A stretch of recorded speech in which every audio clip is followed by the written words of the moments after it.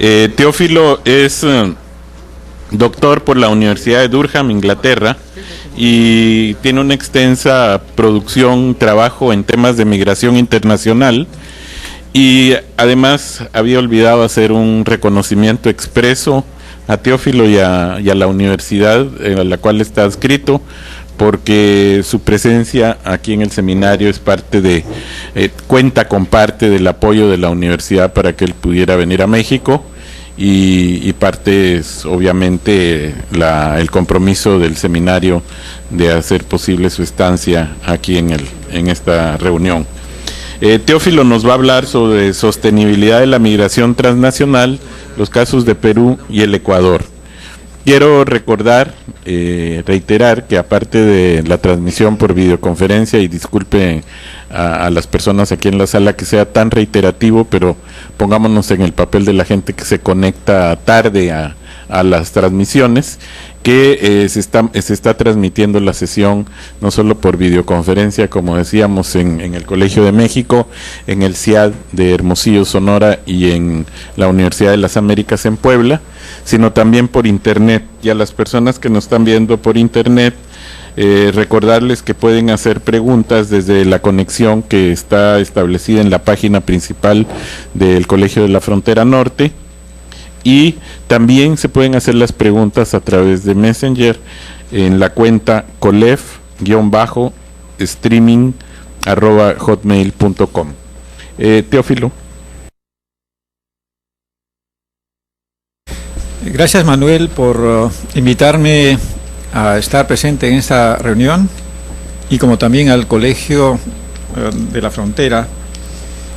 Mi charla es sobre sostenibilidad de la migración transnacional, y voy a hacer más énfasis a dos países que conozco mucho más, que es el Perú y el Ecuador, ¿no?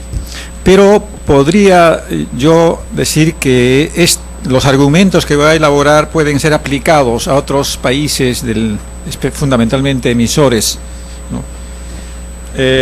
Y esta se basa en investigaciones que he estado haciendo en estos dos países. Inicialmente hice una investigación sobre migraciones internas, lo cual me ha permitido ver la migración transnacional más como una extensión de las migraciones internas. Y también tuve la oportunidad de hacer trabajos de investigación en los Estados Unidos, en Paterson, New Jersey, en otros puntos como el Japón, Europa Occidental, algunos países como España, Italia, y últimamente en Chile y Argentina, que son países donde hay una cantidad apreciable de peruanos. Quizá la distinción fundamental con la charla que ha presentado Raúl es que en el caso del Perú y el Ecuador se trata de emigrantes que están prácticamente en todos los países del mundo, de tal manera que quizá esto va a ser la diferencia, pero al mismo tiempo creo que va a ser una charla que va a ser complementario a lo que ya dijo Raúl en su exposición. Bien, quiero empezar dando una definición a lo que es sostenibilidad. La sostenibilidad creo que es la capacidad de autonomía e independencia, fundamentalmente, y que tiene que ver con el uso de recursos propios para ser usados a corto, mediano y largo plazo.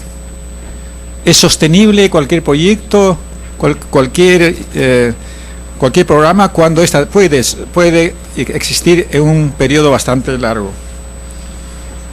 Es la capacidad también de renovación de estos recursos humanos y económicos, y también es la capacidad de tener la posibilidad de negociar de igual a igual. Bien, cuando uno habla sobre la migración transnacional y la sostenibilidad, tiene que necesariamente hacer uso de las contribuciones netas que produce la migración. Es decir, después del tsunami de la migración, ¿qué queda? ¿O qué va a quedar? ¿No? Entonces, eso es lo que quiero yo abordar. No quiero ya entrar en el detalle de cuáles son los factores de migración, hacia dónde van, etcétera. Creo que sobre esto ya tenemos una literatura considerable que nos permite ya repensar cuál finalmente es el impacto que produce la migración transnacional, ¿no? Y para eso, evidentemente, hay que hablar de que la migración transnacional es un producto final de procesos sociodemográficos y culturales que producen esos impactos, ¿no? Y esos impactos deben analizar desde la perspectiva cuantitativa y cualitativa.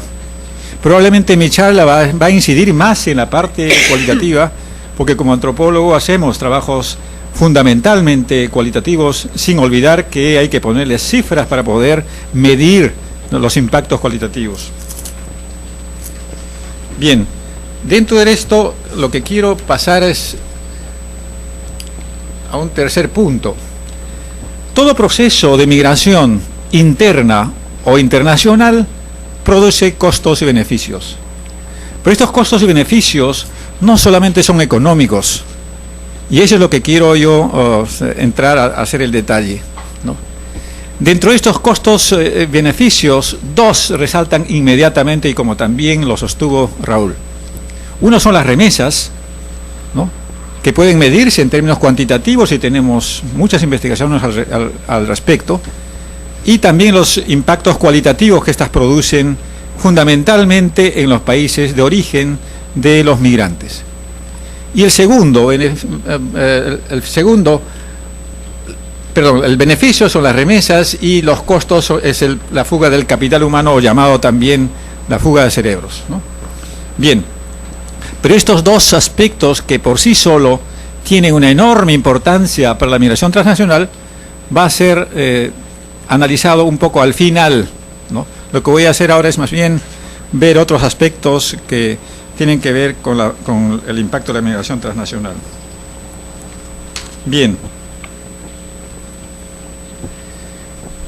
Dentro de los costos y beneficios hay que anotar siempre tres aspectos, tres niveles, que son niveles interdependientes, ¿no?, y que tienen que ver con los países de origen, que en este caso son los países pobres o emisores de los emigrantes, ¿no?, los países de destino, que en este caso son los lugares a donde migran los emigrantes de países pobres, y el migrante y su familia, que creo que este es un aspecto que quizá todavía no se ha abordado mucho, en la medida en que es necesario ver cómo es que la migración es un componente fundamental que va rehaciendo, reacomodando, configurando y reconfigurando la identidad económica, social, política de ese migrante, además de su familia, muchas veces que queda en su lugar de origen, otras veces que viaja junto con el migrante. Bueno, ¿cuáles son los costos en los países de origen? Entre los costos de los países de origen tenemos, ¿no?, la imagen del país. Esto es un costo porque encontramos que en los medios de comunicación estos países aparecen como altamente inestables política y económicamente, ¿no? Son lugares de conflictos, de guerras, de fricciones religiosas, étnicas. Entonces esto produce un costo al país de origen, porque nos pone en el debate internacional como países que finalmente de repente ven la migración como el único válvula de escape. Hay un costo afectivo, social y cultural, en el sentido de que las personas que quedan van viendo cómo los miembros de su sociedad, de su etnia, de su grupo social, se van yendo del país, ¿no? Van abandonando el país. Entonces, efectivamente, eso para los que quedan es a veces muy doloroso ver partir miembros de la familia, grupos, etcétera, hacia los países de destino, y que muchas veces produce lo que se llama el efecto dominó. Es decir, si mi paisano, mi pariente o mi correligionario se va, ¿por qué no me puedo ir? Entonces es un efecto que producen las personas que quedan, y muchas veces un efecto que es muchas veces negativo para las personas que quedan, porque ellos sienten que se están quedando, y aquel que sale al éxito, sale a mejorar sus condiciones de existencia, ¿no? Las transferencias. En esto quiero ser muy claro. Si bien el beneficio más importante de las migraciones son las remesas, poco o casi nada se ha escrito sobre las transferencias que tiene que hacer el migrante al momento de salir de su lugar de origen. En los casos del Perú y Ecuador y Colombia, Bolivia, hemos encontrado cómo los migrantes tienen que vender incluso sus propias propiedades, tienen que endeudarse para poder salir, ¿no? Y siempre llevan un dinero con ellos como fondo de adaptación, como fondo que les va a servir en los momentos de instalación en otro país. Sobre esto no hay ninguna literatura. No hay ni siquiera la cantidad aproximada, cuánto dinero se lleva el migrante consigo mismo y traslada a ese país de destino que no lo ha producido y se beneficia de ese dinero directamente. Y mucho más si es que vemos a nivel de las clases medias o los empresarios, que cuando ven que su país está en peligro o está en una inestabilidad social y económica, inmediatamente trasladan, ayudados mucho más ahora con la automatización de las bancas. Sobre eso no existe.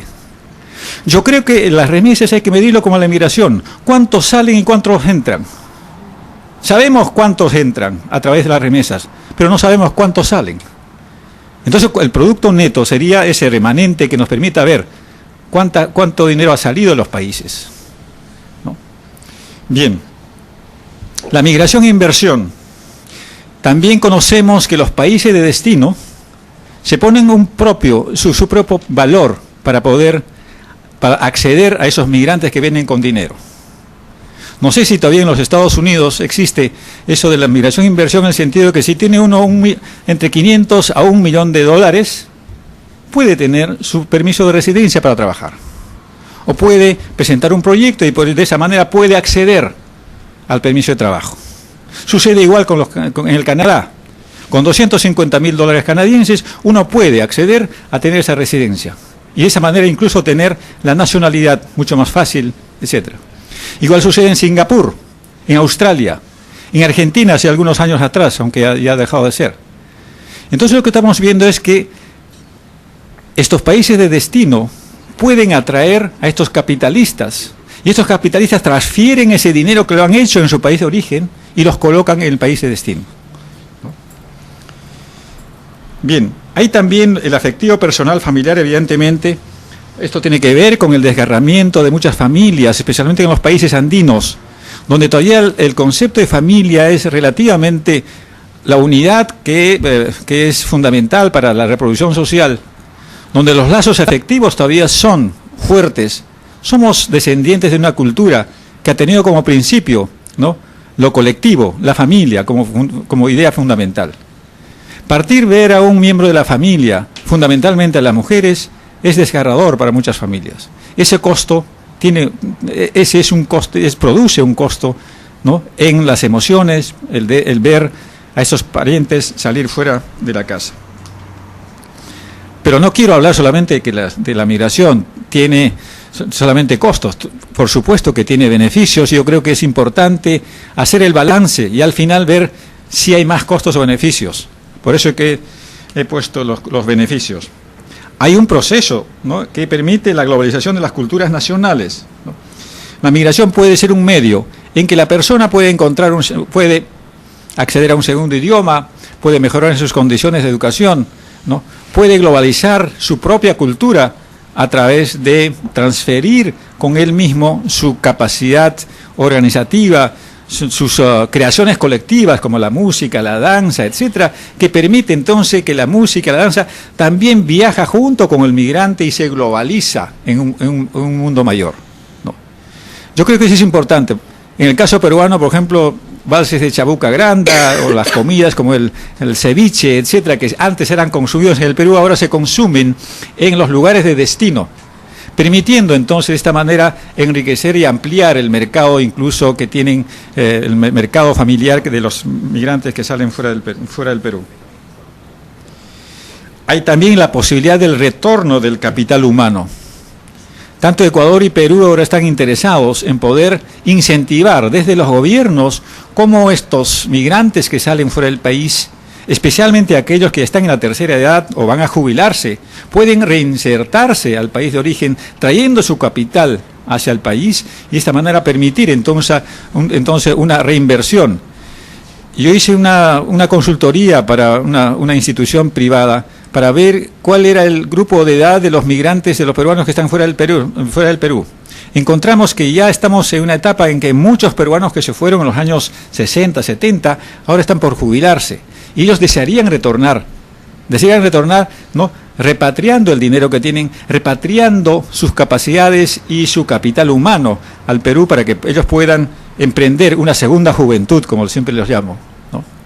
Entonces, eso es otra de las posibilidades. El gobierno, tanto en el Perú y Ecuador, están tratando de pensar ahora en serio para poder hacer que estos capitalistas que están fuera del país retornarían a estos países con algunas ventajas, por ejemplo, como darles seguro social, encontrarles un trabajo, o darles, reducir los impuestos de los menajes que pueden traer al país, etcétera. Incentivos que puedan permitir entonces la reinserción de esos capitalistas que puedan invertir en los países de origen, ¿no?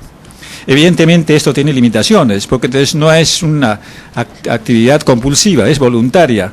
El que desea retorna, el que no desea no retorna. Entonces, además, el migrante exitoso que está fuera del país o que tiene 65 y más años, pues ve cuáles serían las condiciones políticas, legales, económicas para la inversión. Entonces, depende entonces de nuestra estabilidad social y política, ¿no? Bien.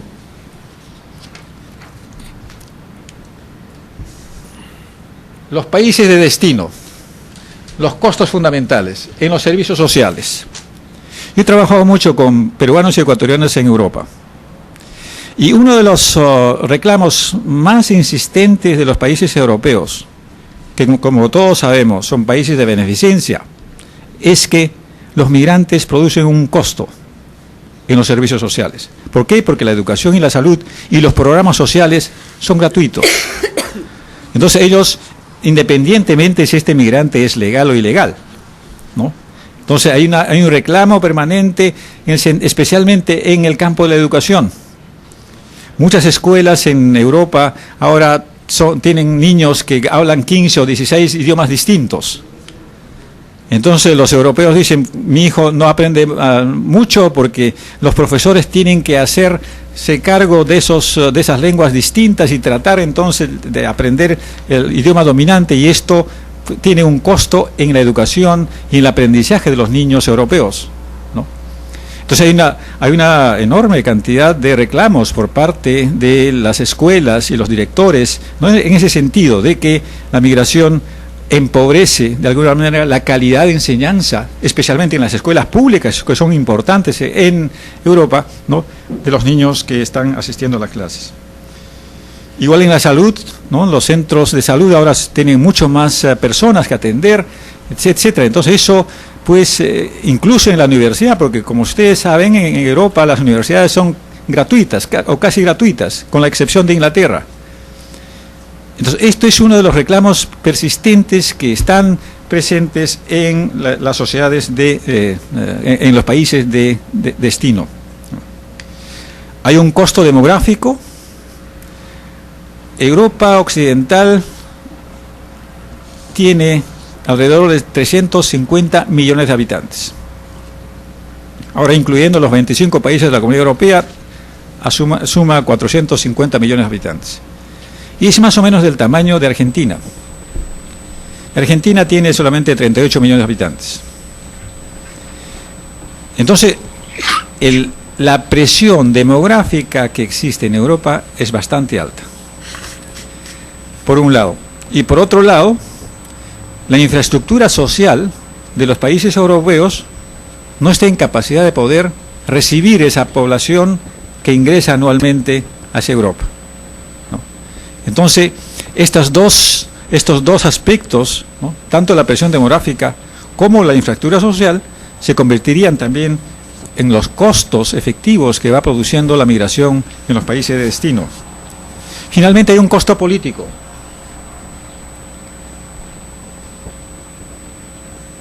El tercer costo político en los países de destino, ¿no?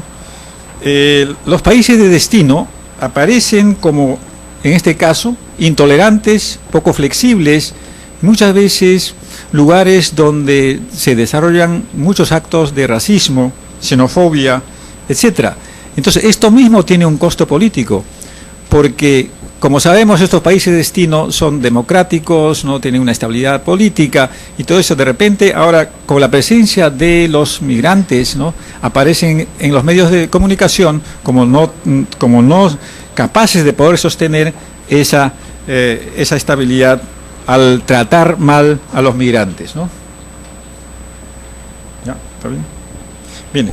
¿Cuáles son los beneficios en los países de destino? Por supuesto, el trabajo especializado,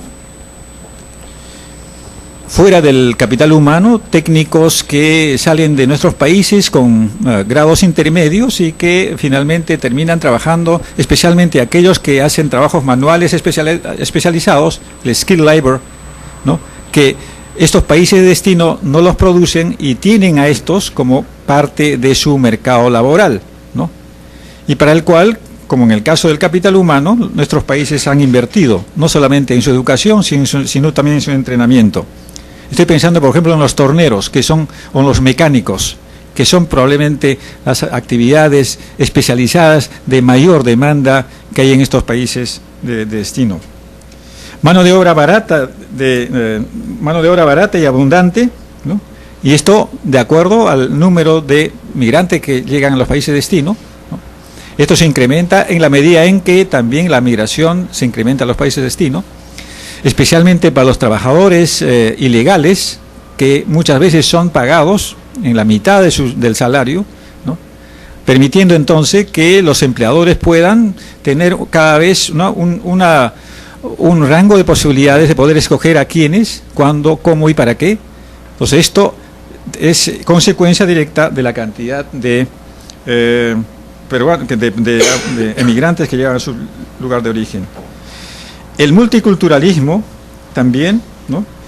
Creo que al final los países de destino se enriquecen mucho por la presencia de distintas razas, distintas etnias que van de los países, ¿no?, emisores, y que permite entonces una ampliación de su espacio cultural, de su paisaje cultural. En vez de reducirlo solamente a las culturas de los lugares de destino, lo que hacen es entonces posibilitar esta existencia permanente de las culturas que también son dadoras, en este caso, de los migrantes. El migrante no solamente es una fuerza laboral bruta, sino es alguien que puede también contribuir culturalmente en los países de destino. ¿Ya está? A ver. Okay.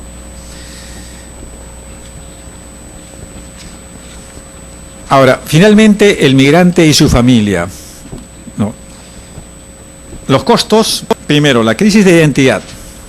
Cuando hicimos trabajos de investigación con los peruanos en Japón, en Europa, en los Estados Unidos, encontramos que esa transición de haber sido trabajador manual, trabajador agrícola, a uno en la que ellos se insertan en un nuevo mercado laboral, evidentemente produce en su formación de identidad cultural cambios cualitativos que permiten en muchos casos no una adaptación positiva a su país de origen, a su país de destino, sino una crisis en el sentido de que no tienen la capacidad de poder definirse si es que son latinoamericanos, peruanos, ecuatorianos o son parte de esa sociedad al que han emigrado.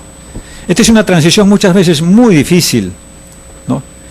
Encontramos que más o menos se requiere 2 o 3 años para que las personas se sientan más o menos adaptados a ese nuevo país.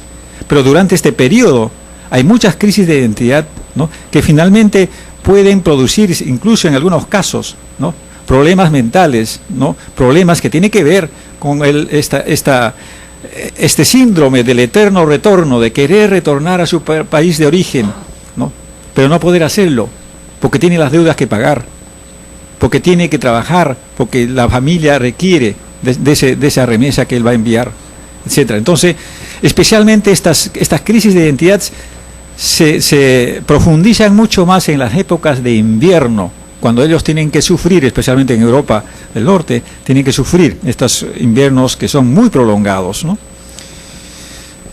El afectivo personal y familiar, ¿no?, la familia que queda, y especialmente los niños. Cuando hicimos una investigación en el sur del Ecuador, encontramos que los niños que tienen parientes trabajando, padres o madres trabajando fuera de la casa, en otro país, especialmente en Estados Unidos y Europa, donde están la mayor parte de ellos, el rendimiento escolar decrece inmediatamente. comparando con niños que tienen sus padres junto con ellos.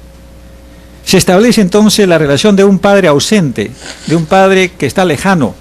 La autoridad paterna está ausente, de tal manera eso produce directamente, ¿no?, efectos negativos en ese rendimiento. Muchos de esos niños, ¿no?, crecen en un contexto de ausencia del soporte familiar, ¿no?, muchas veces cuidados por los abuelitos, el hermano mayor, el vecino, etcétera.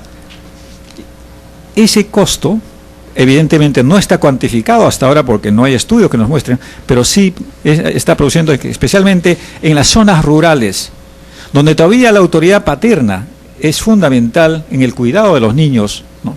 Quizás los niños que están en las ciudades sufren mucho menor el impacto de la ausencia de los padres, ¿no?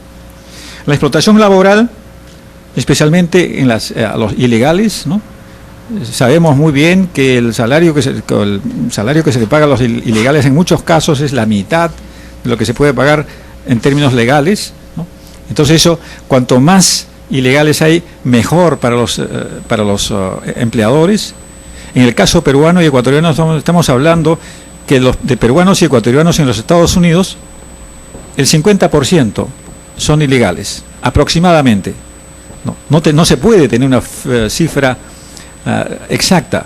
Sabemos nosotros en demografía y en estudios antropológicos que no podemos dar cifras exactas, son tendencias, son aproximaciones. Entonces lo que estoy haciendo es un poco hacerles notar que más o menos un 50% de ellos son ilegales.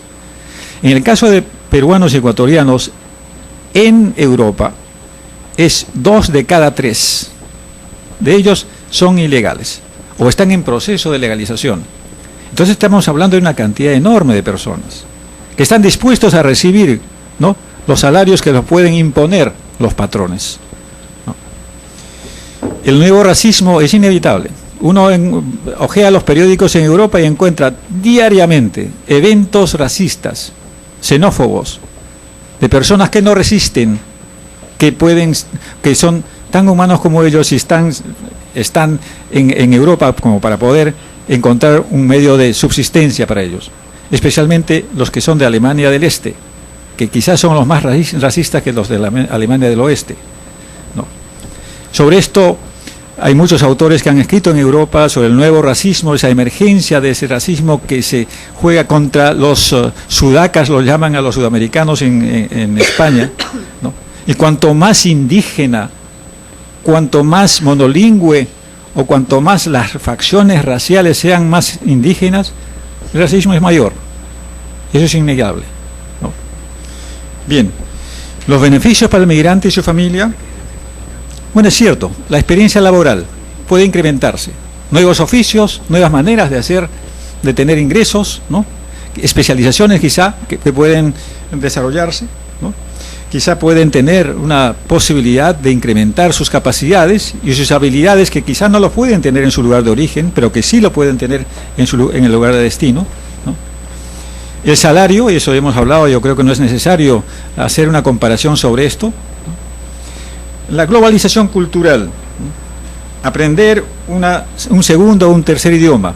Creo que el migrante tiene la gran posibilidad de poder medir sus capacidades personales y luego de esta manera ir transitando quizás de un país a otro, de una ciudad a otra, y lograr entonces incorporar dentro de su proceso de formación de su identidad económica, social, ¿no?, nuevos ingredientes que le van a ser útiles cuando tiene que enfrentarse a un mercado competitivo, como ocurre finalmente en los países de destino, ¿no? Entonces yo creo que ese es un beneficio, y hemos visto como los otavaleños, por ejemplo, que son migrantes por excelencia, los ecuatorianos, que ya hace 40 años están fuera de su país, van a Suecia, están en Noruega, están en Inglaterra, van a Estados Unidos y retornan.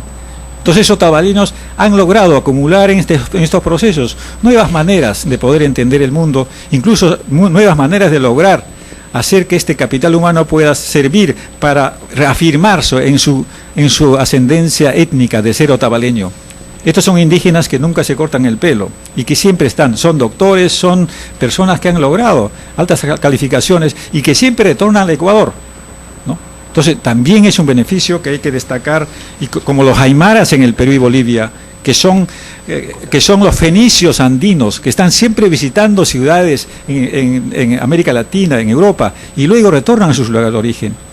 Entonces es cierto, ese es un beneficio tangible, porque algunos de ellos incluso hablan 2 o 3 idiomas, ¿no? Prestigio y poder al retornar. El migrante que sale, cuando retorna, inmediatamente tiene un mayor prestigio y poder al retornar, cuando se compara con los que no han migrado. Ese prestigio y poder fundamentalmente es afianzado, porque muchos de estos migrantes no solamente envían el dinero, sino pueden incluso pasar las fiestas religiosas, las mayordomías, ¿no?, que les permite incrementar mucho más el prestigio y el poder. Lo que hacen es, en vez de que ese dinero que han obtenido en los países de destino, lo repatrian y luego logran una redistribución en sus comunidades campesinas al gastar entre 25 y 30 mil dólares cada vez que son mayordomos. En el caso de los países andinos, nuevamente las fiestas religiosas que estaban en declive por la situación económica y la pobreza rural, ahora están en aumento, porque los que ahora invierten en las fiestas religiosas son los migrantes que retornan a sus lugares de origen.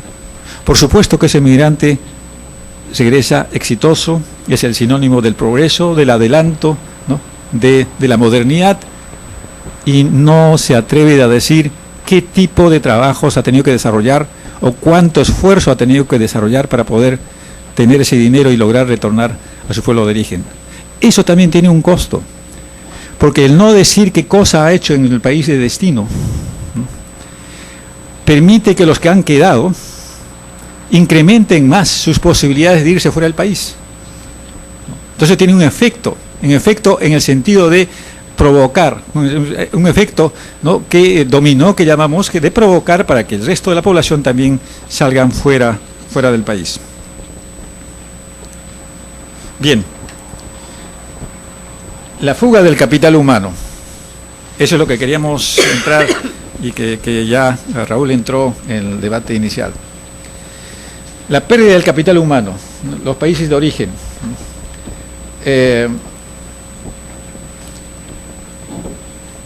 Ya es que creo una vez reiterativo indicar que especialmente las universidades nacionales, que son financiados por los impuestos que dan, ¿no?, de los países de origen, ¿no?, permiten entonces la formación de un capital humano que finalmente terminan en otros países. ¿Bien?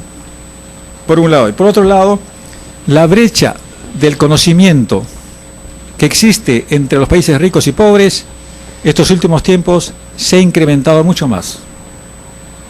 Porque si los conocimientos migran junto con los del capital humano, evidentemente la posibilidad de formar cuadros científicos y tecnológicos o humanísticos en nuestros países cada vez más se va a empobrecer.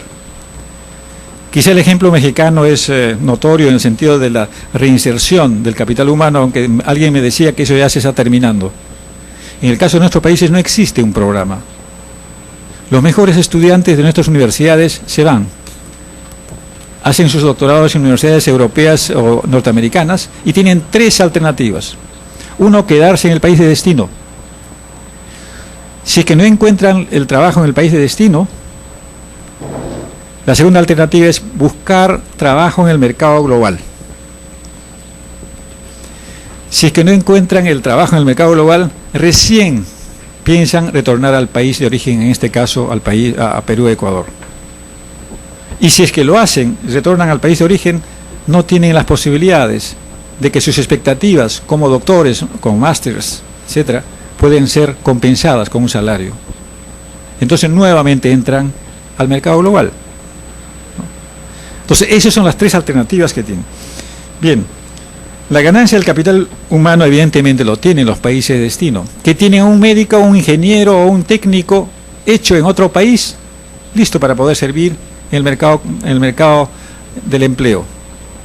Pero los quieren ellos hasta mientras que puedan cubrir su mercado laboral. Una vez que ellos cubren su mercado laboral, ya está de más, ya no los quieren. No. Bien, esta cosa del brain loss, el desperdicio del capital humano, es cada vez mucho más recurrente en nuestros países. Quiere decir, aquella persona que es formado como capital humano en nuestros países va a otro país rico y no se emplea en la especialidad para la que ha sido entrenado. ¿Ok? Entonces, y tampoco el país de origen se beneficia, porque esa persona no va a calificarse en su capital humano. Entonces hay una pérdida del capital humano, tanto para el país de destino como el país de origen. Quizá pueda ser alguien que se inserte en el mercado laboral. Y esto está sucediendo ahora. Pareciera que el mercado del empleo en los países ricos está llegando a un límite. Entonces, eso está produciendo que haya un margen de personas que van altamente calificadas que ya no se insertan en el mercado laboral. Entonces, ¿qué tienen que hacer? Tienen que competir como cualquier otro migrante laboral y en condiciones desventajosas, porque él no ha ido a trabajar con las manos, ¿no? En cambio, el migrante laboral sabe que va a trabajar con las manos. Entonces eso produce muchas veces muchas frustraciones a nuestros altamente calificados profesionales que no encuentran trabajo ni en su país de origen ni en su país de destino. Los países de destino favorecen a los inmigrantes, decía, hasta cubrir su mercado laboral interno. Eso es, entonces, por consecuencia, es sostenible para los países de destino, ¿no?, el hecho de que existan migrantes laborales y que puedan cubrir ese mercado laboral, especialmente en tareas como las de la enfermería, por ejemplo, ¿no? En Italia y España, cada año se enuncian la cantidad de enfermeras que se requieren para cubrir esa especialidad, que los españoles ni los italianos no quieren hacerlo ya. Entonces, ¿quiénes son? Peruanas, colombianas, ecuatorianas, filipinas, y Filipinas está emergiendo como el segundo país mayor emisor de migrantes después de México y como el segundo país que recibe más remesas en el mundo. Incluso Abela, que es el director de la OIM, decía que Filipinas ya le está pasando a México en la primacía de ser exportador de materia, capital humano y receptor de remesas en el mundo, ¿no? Bien. ¿Qué produce la pérdida del capital humano? La brecha de producción del conocimiento, como decía, la falta de cuadros científicos y tecnológicos y humanísticos, del cual requerimos, si queremos ser países desarrollados, requerimos de un contingente de personas que puedan insertarse en estos cuadros científicos y tecnológicos, ¿no? Sigue. Los países ricos tienen ya una industria educacional a través de la oferta de becas. Eso sabemos todos nosotros. Universidades grandes tienen una cantidad, no muy grande, pero limitada, para al fin, una cantidad de becas, ¿no?, que atraen a ¿quiénes? A los mejores estudiantes de América Latina. Entonces, tengo por lo menos 10 estudiantes de antropología que están haciendo su maestría y doctorado en las mejores universidades de Estados Unidos, atraídos por estas becas. Entonces esto se ha convertido en un enorme mercado educacional, ¿no? Un mercado educacional que atrae entonces a los mejores estudiantes que tienen los países pobres. La última información de UNESCO nos habla de 7.000 millones de dólares por concepto de enseñanza, que queda en los países, solamente en Estados Unidos. 7.000 millones de dólares quedan por concepto de enseñanza para las universidades norteamericanas, exceptuando todo lo que tiene que pagar, la mantención, el estudiante que va. También nos habla de 2.000 millones de dólares que ahora Inglaterra recibe por concepto de pago de derechos de enseñanza. Japón, 1.000 millones, Australia, 1.000 millones, Canadá, 800 millones, etcétera. Bueno, ese dinero se queda ahí. ¿Y de dónde viene ese dinero? De los padres que pagan la educación de sus hijos en universidades, fundamentalmente si son de prestigio, mucho mejor. La dificultad efectivamente está, ahí emerge, los países pobres de retener el capital humano. Hay que ser conscientes, no se le puede decir a un estudiante brillante de las ciencias sociales o de las ingenierías que no se vaya a otro país. No hay cómo decirlo. No tenemos la capacidad de poder decir que primero es tu país, primero es tu patria, tu familia, tú tienes que invertir acá tu conocimiento, nosotros te hemos formado aquí, etcétera. Eso pareciera que ese discurso cada vez tiene menos importancia. Pareciera que los nacionalismos y los patrioterismos de nuestros estudiantes cada vez van alejándose, ¿no? De tal manera que más vale para ellos su proyecto personal, su futuro y su competitividad en un mercado global que sí es altamente competitivo, porque hay que estar preparado pues para eso, ¿no? Bien, una cultura de dependencia, ¿no? Hace muchos años los dependentistas en los años 60 hablaban de la cultura de dependencia, ¿no? La dependencia y dominación de América Latina a los centros hegemónicos de poder. Bueno, ahí estamos asistiendo ahora a una nueva cultura de dependencia, en el sentido de que los programas, los moldes, las ideas, los tipos de investigación que se desarrollan en los países ricos se van replicando en nuestros países. Nos está empujando un poco a ser poco creativos, estamos siguiendo solamente la enseñanza que viene de los proyectos que vienen de los países ricos. ¿Cuál es nuestra capacidad de respuesta como colectivo, como América Latina, para poder decir que sí tenemos también nosotros posibilidades de generar nuestros propios conocimientos, ¿no? Probablemente en algunas ciencias como la ciencia biológica se está haciendo, porque muchas investigaciones que se han hecho en la Amazonía que nos permiten ver que hay un cuadro científico a pesar de las grandes limitaciones, o estas redes internacionales como la red Caldas en Colombia, que permite agrupar a todos los científicos colombianos que están en el mundo, retornar y hacer seminarios en Colombia, ¿no? Y eso es lo que están haciendo los países asiáticos, tener redes en todas partes del mundo, que les permite entonces conectarse a sus países a través de estas redes, a través de proyectos, a través de retornos en los cuales ellos desarrollan proyectos de inversión, ¿no? UNESCO mismo nos dice que 70 científicos de América Latina emigran diariamente a los Estados Unidos. Científicos, estoy hablando de químicos, matemáticos, físicos, no del capital humano, especialmente de las ingenierías, de la administración de empresas, etcétera. Bueno, en resumen, afirmo que no es sostenible la emigración del capital humano para los países emisores. Estamos perdiendo nuestra capacidad de sostenernos a nosotros mismos y de reproducirnos y lograr de esa manera, pues un proyecto de mediano y largo plazo. La pregunta es, ¿por qué hay pocos estudios sobre eso? Raúl nos indicaba que hay pocos estudios. Cuando uno compara los estudios que se hacen sobre remesas y capital humano, la relación es 10:1. Cuando hacía este trabajo yo no encontré mucha referencia bibliográfica sobre el problema del capital humano, ni tanto de los países, de los investigadores de los países ricos, y tampoco de los países pobres. ¿Es esto una manera de soslayar, de dejar al lado este problema del drenaje del capital humano? A comparación de las remesas que sí están registrados y tienen mucho más estudios, del cual todos los días hablamos, es que a los países ricos les interesa más vender la idea de que ellos están retornando a través de las remesas aquello que los ha sustraído a través del capital humano. Esa es una pregunta que quisiera poner en debate cuando nosotros, en la segunda parte, entremos a la discusión. Las remesas. Sabemos muy bien la importancia cuantitativa de las remesas, lo dice el BID a través del FOMIN, que acaba de hacer el informe final para el 2003, que dice América Latina ha recibido 38.000 millones de dólares y que el Perú ha recibido 1.4 billones de dólares, el Ecuador ha recibido 1.6 billones de dólares, ¿no? El Banco Mundial está muy interesado y está haciendo investigaciones sobre el impacto de las remesas, especialmente en los programas sociales, en los lugares de origen de los migrantes.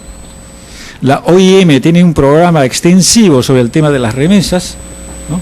Acabo de estar en Caracas en un seminario donde solamente hemos tratado el tema de remesas, donde ellos han llevado las cifras actuales, ¿no?, sobre el impacto cuantitativo de las remesas. o la OIT, que también tiene cifras propias, y que quizá tienen cifras un poco más creíbles, porque mientras el BID dice que cada migrante laboral transfiere $200 al mes, la OIT dice es solamente $100, ¿no? Es mucho más cauto, quizá más realista, porque quizá una de las razones de la OIT es proteger a los migrantes laborales a través de distintas resoluciones que la OIT ha formulado y que los países de origen han firmado, han ratificado cada uno de esos convenios, que son alrededor de 8 o 10, y que los países de destino todavía no los han firmado. Estamos esperando cuándo van a firmar. Bien, existen más estudios, entonces, como hay una intención política de los países receptores. Las remesas, finalmente, y eso nosotros hemos observado en nuestras investigaciones en el Ecuador, ¿no?, es el producto final del trabajo de los migrantes laborales que producen el dólar con un rostro mucho más afectivo. Muchas veces es el dólar con el dolor, con lágrimas. Es el resultado de ese trabajo intenso que hacen estos migrantes, muchas veces tomando más horas de lo necesario, pero con una función fundamental de poder enviar a sus parientes. ¿Cómo es que el dólar, que es una moneda, es producto final de un factor cultural? Porque eso de enviar dinero a la familia, al pueblo, etcétera, tiene que ver con la cultura original del migrante.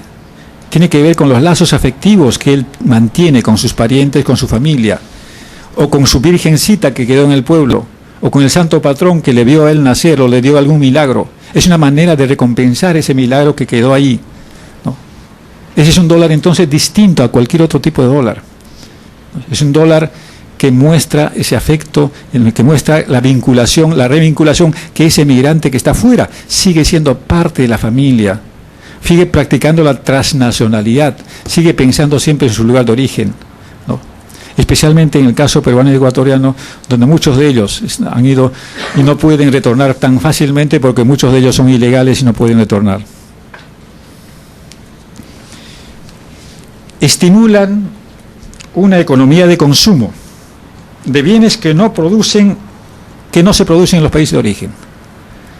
Cuando hicimos los estudios en la Sierra Central del Perú, en el sur del Ecuador y en el sur de Bolivia, encontramos que hasta hace unos 10 años las remesas eran invertidas en la ampliación de la frontera agrícola, eran invertidas en la mejora del ganado, eran invertidas en la mejora de los productos agropecuarios, eran invertidas en la construcción de casas en sus propias localidades, de tal manera que estas remesas eran productivos porque afianzaban, ¿no?, le daban una inyección, un oxígeno a la economía familiar y permitían de esta manera mejorar las condiciones locales. Hasta hace unos 10 o 15 años atrás, este patrón de consumo está cambiando. Las remesas ahora fundamentalmente son destinados a la compra de productos suntuarios, que no son productivos. Son invertidos fundamentalmente en la compra de electrodomésticos. Y los electrodomésticos no los hacen ellos. Entonces, claro, para los países que producen los electrodomésticos está muy bien que estos campesinos se conviertan más en consumidores que productores. Que la economía de consumo pueda incorporarse dentro de sus patrones económicos, ¿no?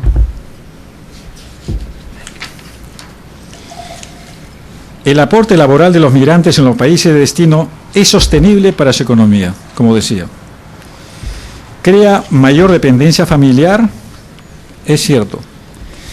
Muchas de las familias que estudiamos en los países andinos cada vez son más dependientes del dinero que viene de fuera. Y esa dependencia muchas veces desmoviliza la posibilidad de que ellos puedan generar sus propias estrategias de existencia, de diversificar su economía para poder de esa manera lograr, lograr de esa manera desarrollar su economía. Entonces esa dependencia familiar, ¿no?, hace que en muchos casos las familias tienen que estar mes a mes esperando la remesa familiar.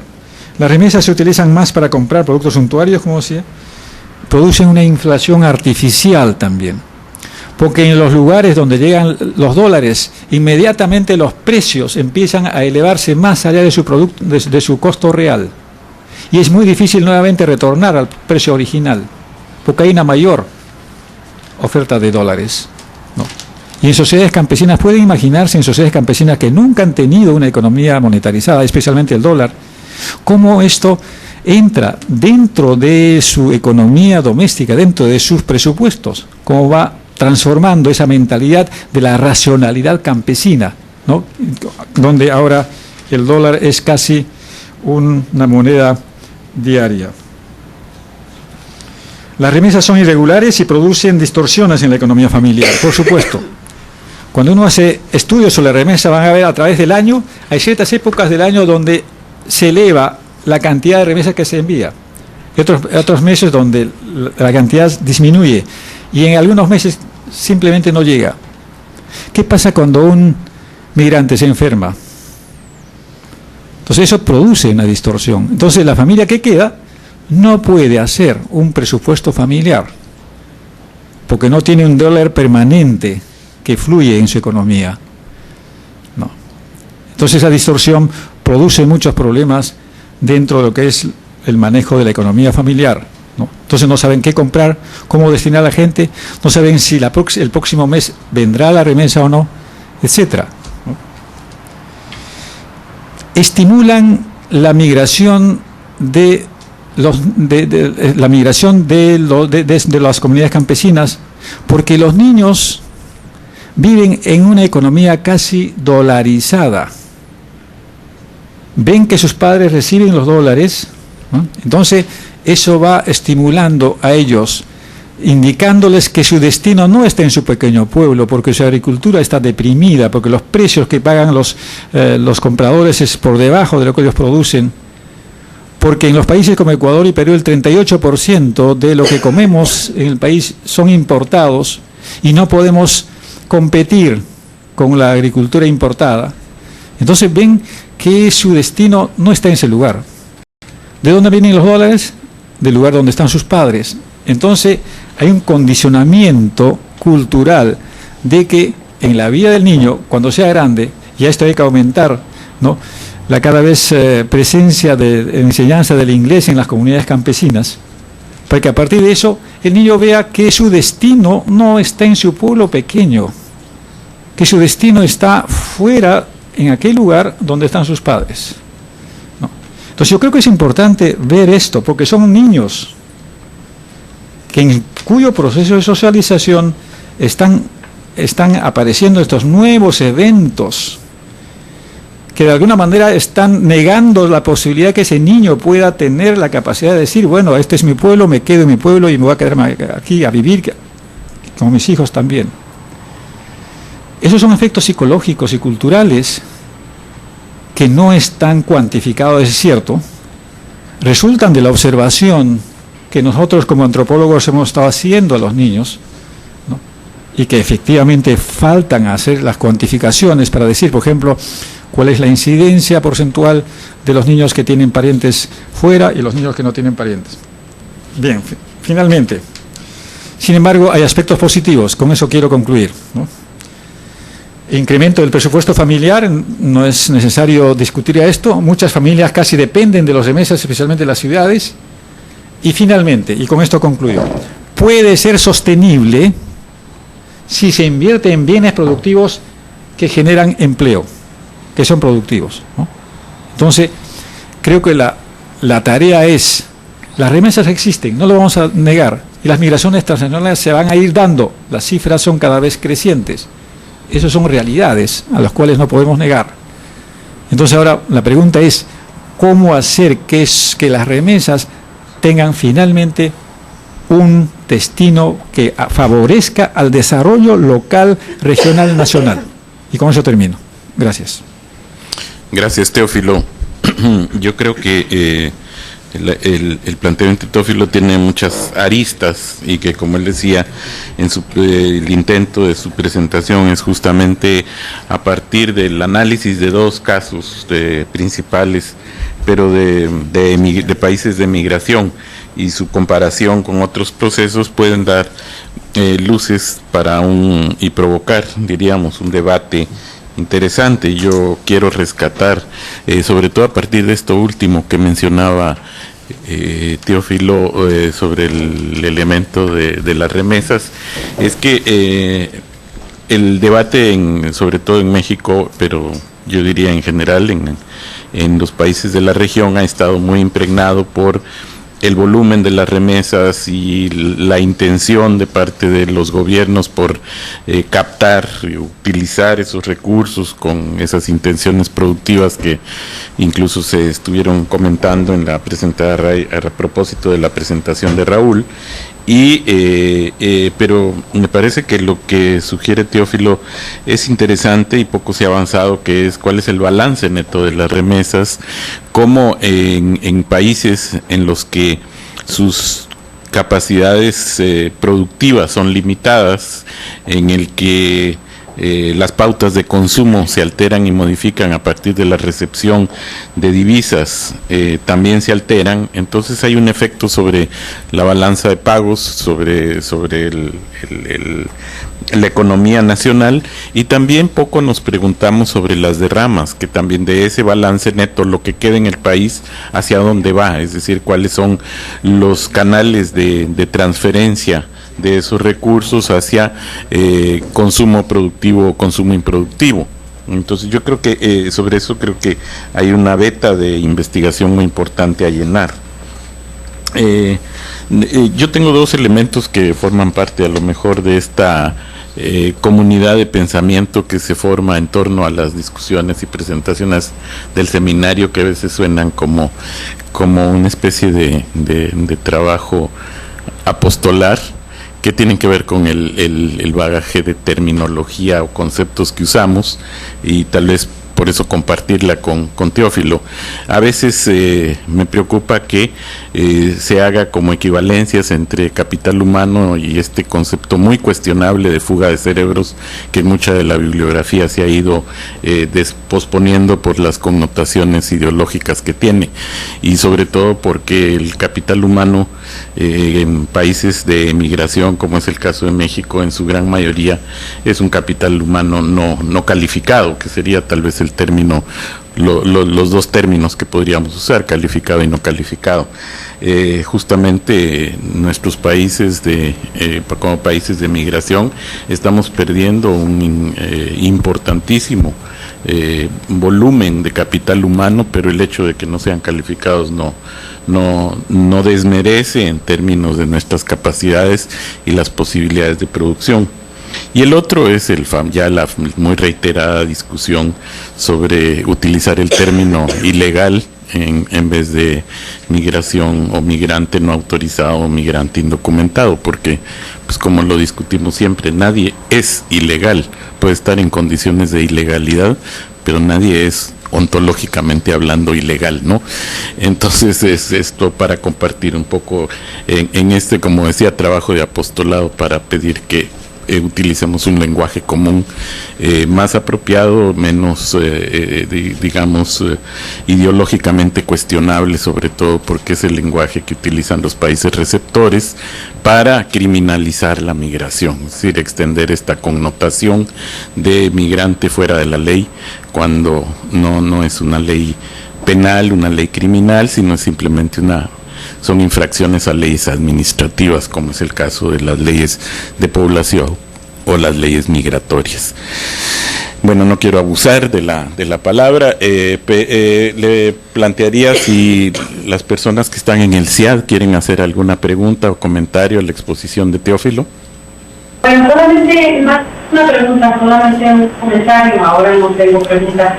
Pues es gratificante escuchar la exposición de maestro, de conferencista, en el sentido de que queda muy claro su exposición en este intento de modelo de costo-beneficio, cómo la multidimensional de los procesos migratorios y entonces es gratificante, por lo tanto, para mí, escuchar la importancia de los aspectos afectivos, familiares que tienen que ver con la vida cotidiana de estos migrantes. Solamente este comentario, muchas gracias. Gracias. ¿Alguien en el Colegio de México tiene alguna pregunta?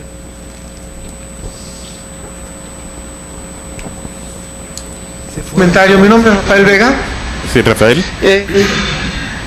Antes que nada quisiera felicitar al doctor por este enfoque que nos permite ver de manera mucho más amplia la migración, y en concreto él menciona durante su exposición 3 momentos diferentes en torno a la globalización y la cultura, en tanto la presencia de las culturas nacionales en un mundo globalizado, e introduce en algún momento el asunto de un nuevo racismo.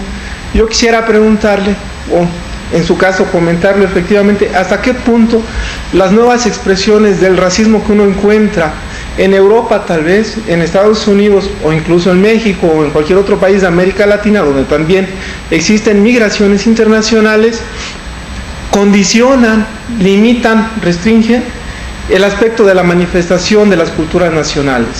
¿Sí? Por un lado. Y digamos, el otro asunto que llama la atención también es en torno a las remesas. Efectivamente que no podemos dejar de coincidir en que las remesas son más que un hecho económico, un hecho cultural. Y en ese sentido, o sea, la llamada que él nos hace sobre los efectos en torno a la estructura del gasto de las remesas, las inflaciones artificiales que se generan, y la llamada también que hace el maestro Manuel Ángel Castillo en torno a esto, pues deberían de motivarnos a preguntarnos, incluso aquí mismo en nuestro país, donde las remesas, de acuerdo al Banco de México, alcanzan volúmenes tan altos, pues qué tan clara es la metodología y qué tan claras son las cifras que se manejan, y por supuesto cuestionar la ideología estatal en torno a la remesa y todos los programas surgidos en este contexto. Nada más, eso es lo que yo quisiera comentar. Gracias. Sí, me parece 2 aspectos sustanciales. Es cierto que cuando hice las investigaciones en Estados Unidos y Europa, encontré una diferencia en el sentido de ver cómo se trata al migrante en estos 2 contextos.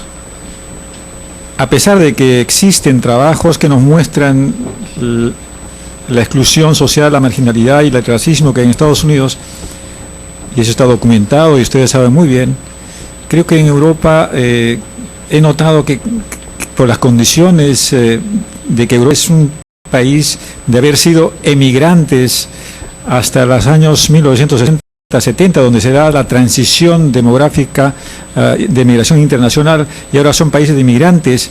Pareciera que ahora que están recibiendo un contingente de personas de distintas razas, culturas, orígenes, etcétera, está produciendo una especie de shock que finalmente termina en estas manifestaciones de racismo, xenofobia, intolerancia, etcétera. Quizá eso pueda aliviarse un poco después, no sé si esto va a continuar. Entonces, y eso es causa de que algunas manifestaciones culturales, los migrantes a través de sus asociaciones, porque los ecuatorianos y peruanos tienen una enorme tendencia, una cultura de colectividad, ¿no? Yo he encontrado 477 asociaciones de peruanos en los Estados Unidos y he encontrado alrededor de 200 en Europa, ¿no? Entonces, ¿de dónde viene esto? De nuestra tradición andina, de haber sido una cultura fundamentalmente colectiva. Entonces el migrante tiene ese bagaje cultural, y una vez que llega a las ciudades o va fuera del país, el capital social o la posibilidad de reunirse entre ellos mismos bajo los orígenes sociales y culturales o étnicos o raciales es mucho mayor. Sin embargo, esto que debe expresarse en lo que se llaman las creaciones colectivas, música, danza, comida, tradición oral, etcétera, en Europa están teniendo ciertas dificultades. ¿Por qué? Porque ¿dónde lo hacen? En los parques. Y los parques para los europeos es lo privado, es el lugar para jugar, donde tienen que ir a jugar los hijos. Entonces, ellos piensan que hay una especie de apropiación del espacio privado en algo público y donde hacen sus manifestaciones folclóricas, etcétera, ¿no?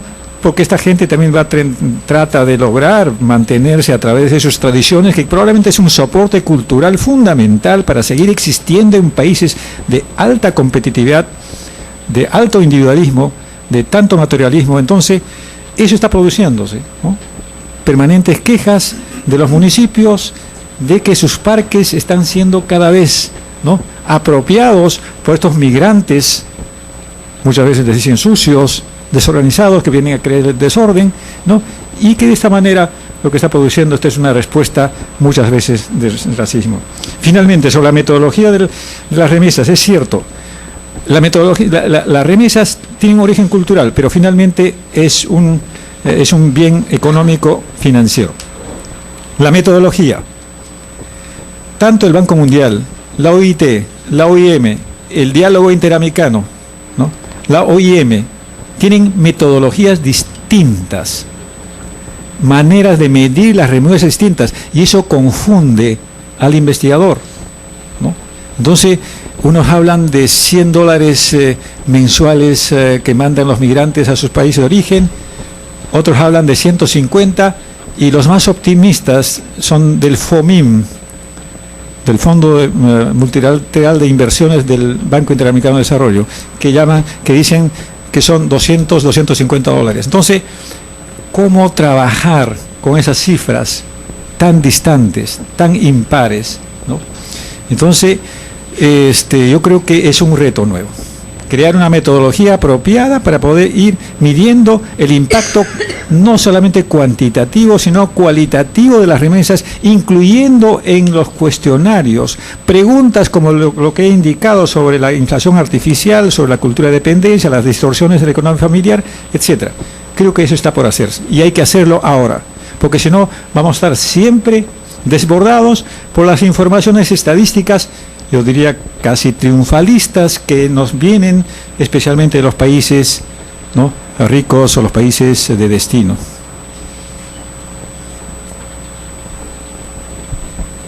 Tenemos una pregunta que llegó por el Messenger de Andrea Barrero de la Universidad de las Américas de Puebla.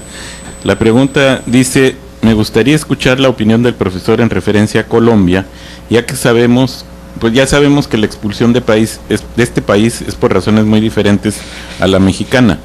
¿Cuál sería el proceso de apoyo que debería desarrollar este país para que no exista el gran número de inmigrantes calificados que se van a Estados Unidos? Porque en este caso el impacto no es muy rural, sino urbano, es la clase media la que se está yendo. Por otro lado, el impacto de las remesas de estos migrantes colombianos es muy diferente al mexicano. Lo que quiero saber es cuál es la opinión que tiene el profesor sobre el proceso colombiano de fuga de cerebros. Bien, yo creo que a diferencia de los países andinos como Bolivia, Ecuador y Perú, Colombia tiene un nuevo tipo de emigrantes, ¿no? Muchos de ellos son resultados del proceso de la violencia que todavía existe en Colombia, y muchos de ellos, especialmente profesionales, han tenido que irse estos últimos años. Sin embargo, yo saludo y en este caso quiero hacer referencia a esta red Caldas. Esta red Caldas que ha logrado unir a ese capital humano en la diáspora, en una organización capaz de poder generar una serie de proyectos, ¿no?, que permitan entonces la reinserción. Y dicen además, no es necesario que el colombiano que está fuera del país retorne a Colombia. Se puede hacer el beneficio desde fuera de Colombia a través de proyectos conjuntos con universidades, con centros de investigación, a través de pasantías que permitan que ese colombiano que está fuera, o el peruano o el ecuatoriano que está fuera, siga reinsertado a su país, porque devolverlo a su país de origen va a ser mucho más difícil. Entonces creo que esta es una manera imaginativa que podría de alguna manera reducir esa brecha que cada vez es creciente. hay informaciones que nos indican que cuando se implementó la globalización, la brecha del conocimiento se ha incrementado mucho más. Entonces la idea no es evitar esa brecha de manera brusca, sino cómo reducirlo por lo menos. Y creo que en ese sentido esta reinserción del capital humano a través de estos proyectos conjuntos con nuestros países de origen puede ser y debe ser una manera inteligente de poder resolver el problema. Pero no lo vamos a hacer solos, lo haremos de manera mucho más conjunta. Si esto se hace a manera de los países andinos, mejor. Y si es que esto es una red latinoamericana que trata de armar proyectos que puedan identificar dónde están sus recursos humanos, creo que América Latina podría ser una fuente mucho más de mayor peso, podríamos tener mayor capacidad de negociación, ¿no? Eso es lo que hemos finalmente terminado en una discusión con la Unión de Universidades de América Latina, donde proponemos esto. En algún momento UNESCO estaba muy interesado en la repatriación del capital humano vía estos convenios, ¿no? El retorno del capital humano, pero a través de proyectos.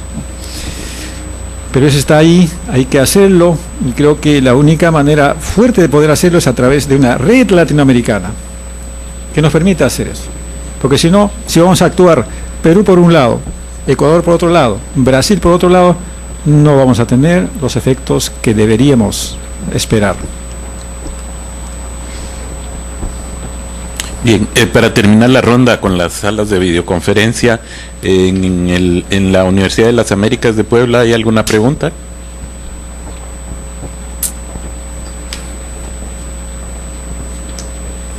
No, ya no.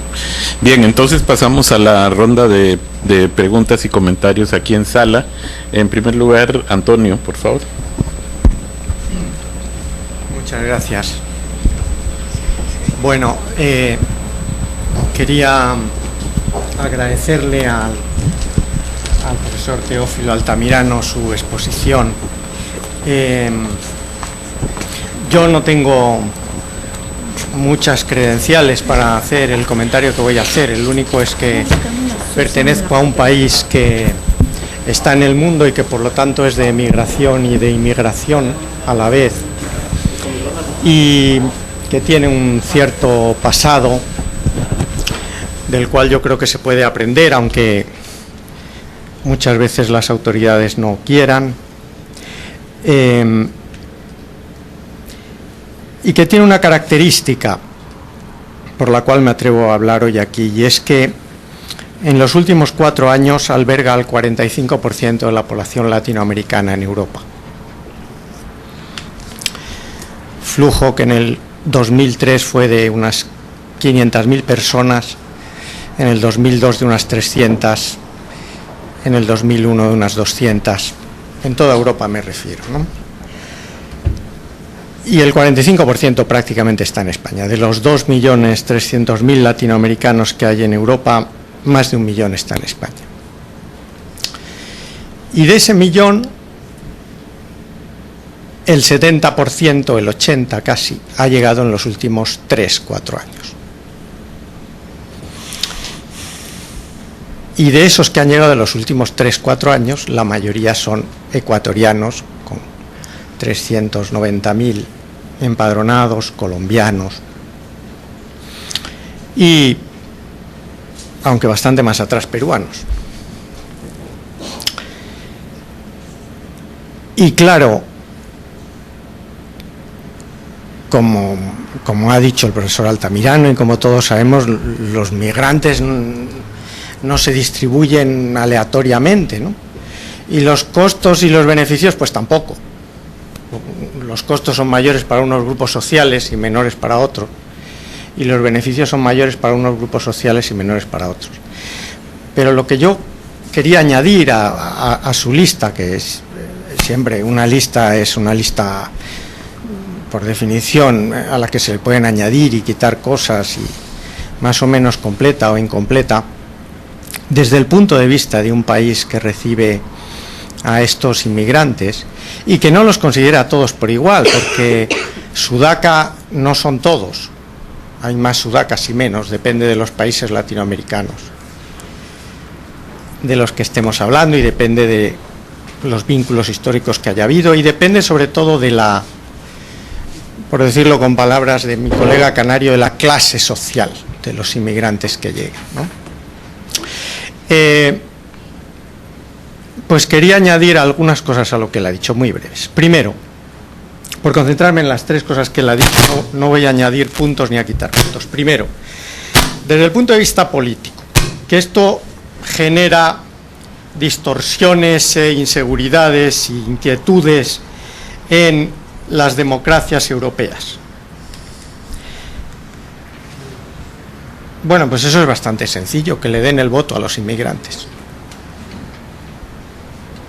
Yo creo que lo que hay es un déficit democrático.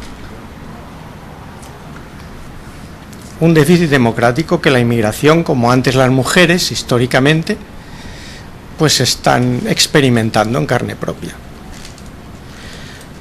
De manera que turbulencias políticas las que nosotros queremos. Y si queremos más, pues más los podemos marginalizar. Y no les preguntaría a los partidos del gobierno, porque si no podemos confundir lo que es la opinión pública, los gobernantes, los migrantes y todos juntos. Y los migrantes además son muy distintos y los gobiernos pues menos, pero también. Déficit y costo demográfico. Bueno, pues ahora más bien parece que al contrario. La Comisión Europea en el 2001-2002 dijo que había un déficit demográfico en Europa y que necesitábamos sangre nueva y sangre joven. Pero sin irnos a planos tan generales, en muchos pueblos de España, de Italia, de Alemania, no habría niños en las escuelas. O sea, que crean puestos de trabajo y no solo crean escuelas. Entonces, lo de las 15 lenguas, bueno, es un poco exagerado, yo creo. Lo que hay son 15 culturas juveniles violentas entre los autóctonos. Y digo 15 por poner un número bajo. Pero no, yo creo que el costo educativo es un costo educativo que tienen algunos municipios. El problema es que esos migrantes, cuando dentro de 20 años dejen de ser migrantes, espero que en mucho menos tiempo, probablemente no trabajen en ese municipio y trabajen en otro, y el que ha pagado la educación no recibe los beneficios. Pero eso me remite a un principio metodológico para el análisis de las migraciones, que los costos-beneficios dependen del periodo temporal en el que uno los haga. Y lo de los servicios sociales. Bueno, lo de los servicios sociales, ahí modestamente algo podemos decir, porque se ha hecho una investigación hace un par de años en el que hemos entrevistado a 250 municipios en España. Eso no sé cómo se diría en mexicano, pero es una vaina notable. El asunto es muy sencillo. El asunto es bastante sencillo. Primero, hay unos grupos de inmigrantes que se acercan más a los servicios sociales que otros. Lógicamente, los que manejan el idioma se acercan más y los que están más desprotegidos y en situación más precaria se acercan más. Entonces, como muy bien ha dicho el profesor Altamirano, él ha dicho 2/3 de los inmigrantes latinoamericanos en Europa están en situación irregular. Bueno, ese es el primer punto por el que hay que empezar. Ese es el primer punto por el que hay que empezar. Los costos y los beneficios de 2/3 de inmigrantes en situación irregular. Entonces el balance sale completamente distinto. Sale distinto para los sindicatos porque se revientan muchos mercados laborales, porque las condiciones laborales se degradan, porque la temporalidad aumenta, pero no es culpa de los inmigrantes. Es culpa del 23% de la economía sumergida, en la economía española, de un mercado de trabajo dominado por pequeñas empresas intensivas en mano de obra, de un mercado de trabajo que no valora la productividad, sino que valora el abaratamiento de los salarios, y, en fin, no les voy a cansar. De manera que todo depende del color con el cristal con que se mira. Gracias. Gracias, Antonio. Yo en aras del tiempo y de las solicitudes de participación que tengo y con la disculpa de Teófilo, propongo que hagamos una ronda de 3 intervenciones de las 3 primeras personas que me pidieron la palabra, incluyendo Antonio. Entonces seguiría y después le doy la palabra a Teófilo y después hacemos una segunda ronda. Entonces, Guillermo. Sí, muchas gracias por la perspectiva que nos trajo, que es la primera vez creo que se habla de andinos, ¿no? De migración andina aquí en el seminario, ¿no? O sea que sí está bien. Era nueva. Sí, yo una serie de comentarios y luego una pregunta, ¿no? Y va sobre la naturaleza de las remesas, que yo siempre estoy escandalizado porque solo tratan la remesa económica. Y insisto, ver la remesa económica extirpada de la realidad social de la que se hace, o de otro tipo de remesas que se hacen pero que no se tienen en cuenta, es peligroso. Máxime entre antropólogos, ¿no? Porque si son los economistas talibanes, me refiero de talibán a estudiante en árabe, ojo, que solo se centren en la remesa monetaria, uno lo entiende, ¿no? Pero que los antropólogos veamos solo la remesa monetaria sí es preocupante.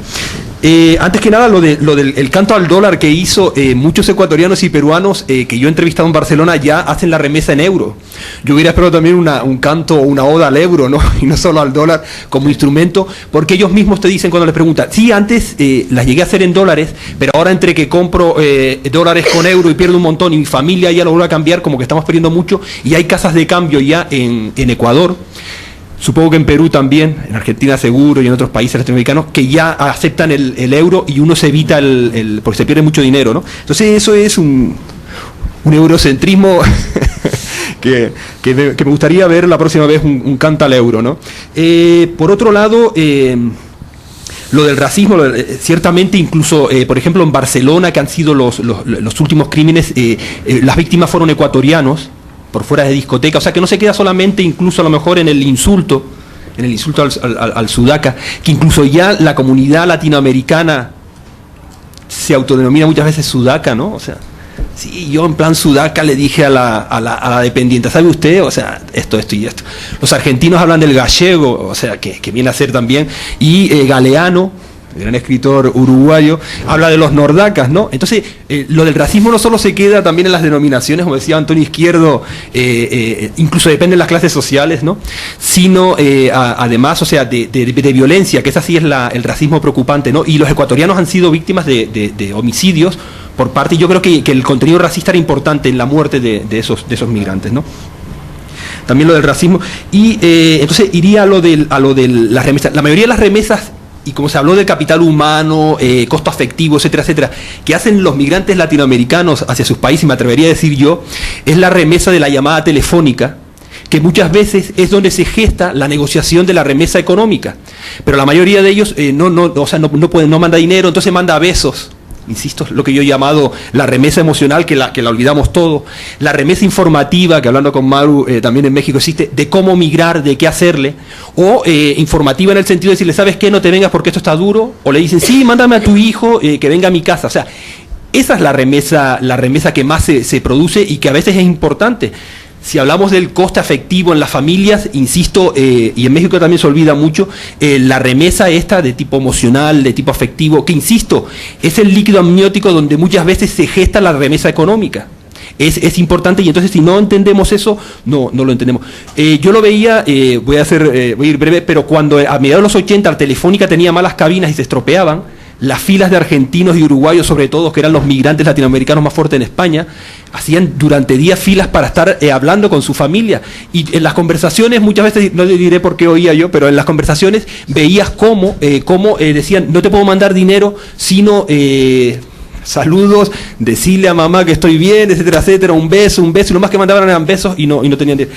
Hoy en día, si uno va a los cibercafés de latinoamericanos, de migrantes africanos, etcétera, etcétera, ve que ahí, en los cibercafés, están los locutorios para hacer llamadas de teléfono y la agencia para enviar remesas económicas, o sea, con lo cual incluso empíricamente está muy estrechamente ligado, ¿no? Entonces, un poco cómo ve esta perspectiva, o sea, como antropólogo, metodológicamente en el sentido de no deslindar no diré nunca más, pero no deslindar tan bruscamente el envío de la remesa económica de otro tipo de remesas como la informativa, la emocional, etcétera, etcétera, que son, para mi modo de ver, importantes para estas comunidades de migrantes, ¿no? Rafael. A diferencia de mi colega canario, yo me voy a concentrar en un solo tema. Y es el de la migración de los altamente calificados. Teófilo nos hacía ver que en el caso de Perú especialmente hay una migración muy, muy importante de los altamente calificados. Yo quería tomar el caso de México para a la vez hacer una pregunta. Raúl mencionaba en su exposición que hay 450,000 personas con nivel de licenciatura y más nacidos en México viviendo en Estados Unidos. Esto parece ser una migración, una fuga de cerebros, pero hay que tener varias consideraciones para ver que no lo es tanto. En primer lugar, si hay 9 millones de mexicanos, casi 10 en Estados Unidos, pues esto es alrededor del 5%. De allí hay que descontar los de la generación que le llaman 1.5, que fueron llevados a Estados Unidos como niños y estudiaron en Estados Unidos y alcanzaron un nivel de educación de universidad. Yo más bien creo que en el caso de México hay una reticencia de los profesionales a migrar a los Estados Unidos. Y esto se puede ver, por ejemplo, en el caso de las visas NAFTA, que fueron diseñadas con el Tratado de Libre Comercio para facilitar la circulación de profesionales. Y en Estados Unidos para el año 2003 da la cifra de que 53,000 canadienses usaron estas visas contra nada más 1,300 mexicanos. Claro, aquí hay problemas del idioma. Para los canadienses es más fácil ir a Estados Unidos que para los mexicanos. Entonces, la pregunta es, si hay también, y es una hipótesis, ¿no? Si hay también una reticencia de los profesionistas ecuatorianos para ir a Estados Unidos, porque en México a lo mejor el estatus clase mediero de ser profesionista, dada la distribución del ingreso tan que sería desproporcionada que hay, hace que los profesionistas se sientan mejor con un ingreso en México en este caso que en Estados Unidos. Gracias. Bien, realmente estas tres intervenciones se enriquecen mucho más y nos dan nuevas perspectivas de cómo, especialmente en la parte cualitativa, debemos afianzar más metodologías y teorías que permitan finalmente llegar a conclusiones que a su vez puedan abrir otras vetas de investigación. Yo saludo mucho la intervención del amigo español y creo que es cierto que en España al principio quizá se tuvo una reticencia bastante grande, especialmente a los de procedencia indígena, etcétera, pero ahora España está aprendiendo la lección porque los ahuyentamientos tienen personas especializadas para poder dar consejos y directivas de cómo, independientemente si son irregulares, voy a utilizar el concepto de irregular y no ilegal, irregulares o no. Entonces, y eso es bueno, incluso tienen cartillas, ¿no? Tienen cartillas donde se les indica cuáles son los pasos que deben hacer. Creo que es una buena lección. Evidentemente eso no elimina la posibilidad de que todavía existen un comportamiento algunas veces discriminatorio y excluyente. Bien, el de Guillermo, creo que sí es cierto. Tu intervención me sugiere además que además de la cuestión afectiva, por ejemplo, hay estudios que se han hecho, cuánto ha incrementado Telefónica en sus ingresos por la presencia de más migrantes que utilizan Telefónica para poder comunicarse, porque Telefónica hay en el Perú y el Ecuador, ¿no? Entonces hay cifras que ya nos muestran cuántas horas, ¿no?, ha ganado. Por otro lado, hay también lo que se llaman las remesas no monetarias, a los cuales no he hecho referencia por el problema del tiempo. ¿Cuáles son las remesas no monetarias? Son los regalos, que también es parte de la cultura latina, fundamentalmente la cultura andina. El llegar cargado como Papá Noel cada vez que retornan a sus comunidades, a sus pueblos, porque cada uno de los familiares que quedan están esperando algo de ese pariente que viene de Europa, de Estados Unidos. quizá el precio es igual que en el mercado, porque ahora los precios se han globalizado. En Ecuador ellos pueden encontrar, o en el Perú pueden encontrar esos mismos productos al mismo precio, incluso menos, pero prefieren porque es la señal de que el pariente lejano retorna trayendo estos regalos que son fundamentales dentro de la cultura andina, ¿no?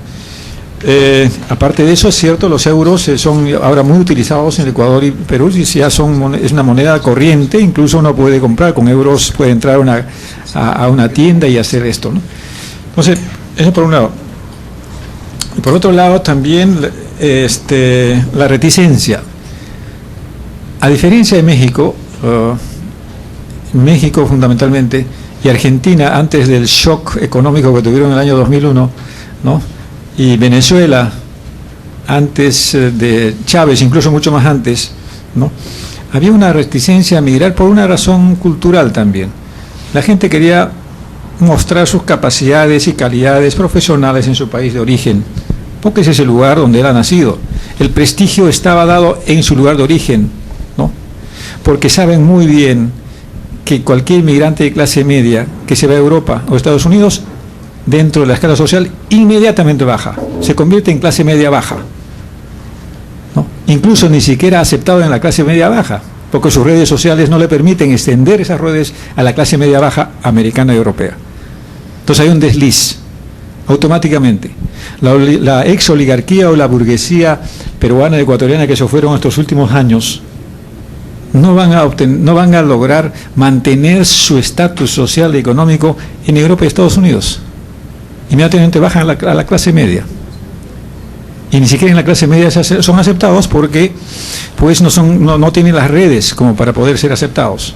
Entonces, ¿qué hacen? Se refugian entre ellos mismos para poder recordar los años dorados, cuando tenían las haciendas, las minas, las empresas, cuando años atrás la cultura andina y todo lo que es la producción del conocimiento, la creación colectiva, fundamentalmente las artesanías para las clases altas ecuatorianas, peruanas, bolivianas, eso era de los indios, estaba en los Andes, ¿no? Eso no formaba parte, ¿no?, de la parafernalia para adornar la casa, ¿no?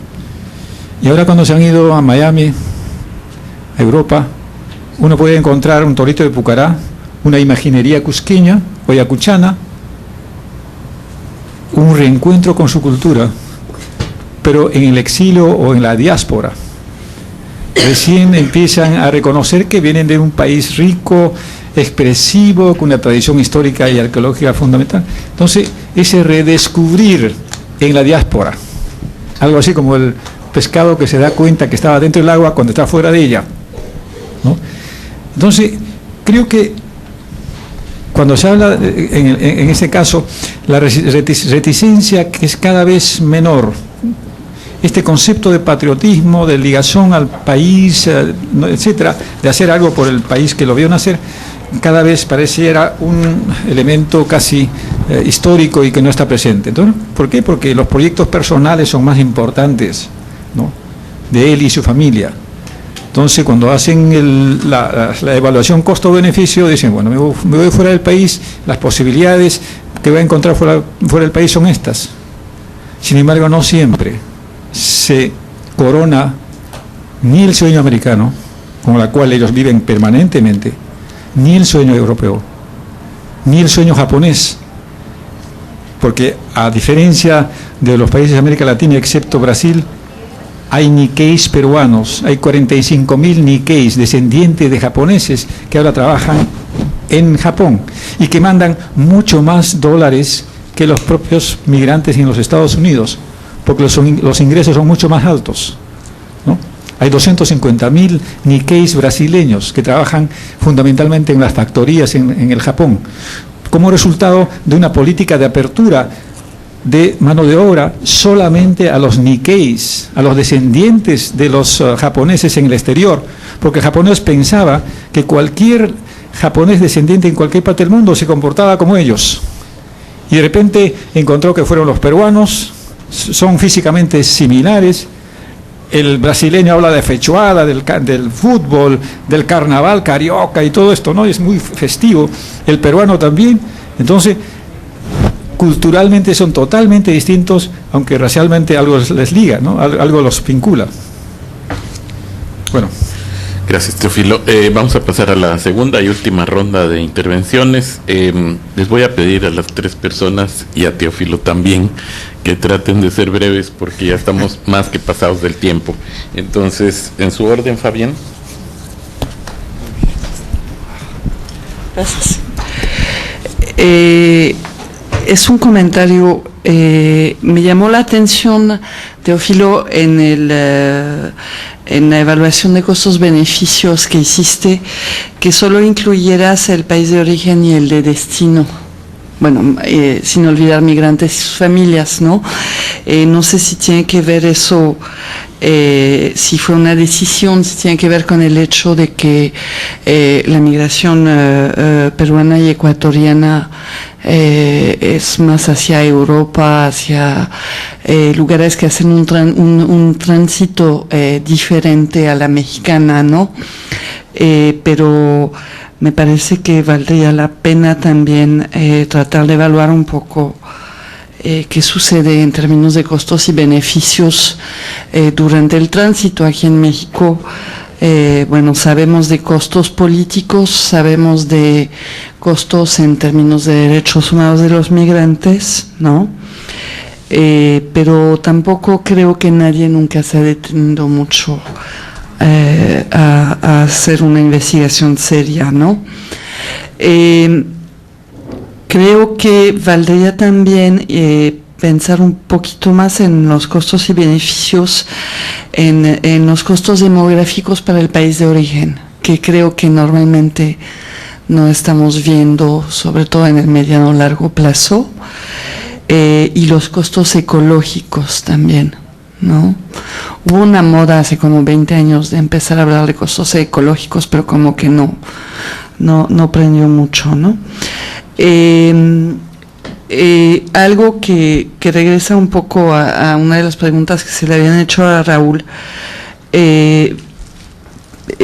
Tenemos la sensación a veces, creo que no hay nada estudiado al respecto, ¿no?, de que los migrantes en los países de destino, a pesar de su irregularidad, etcétera, de alguna manera están en contacto con culturas mucho más ciudadanas muy fuertes, ¿no?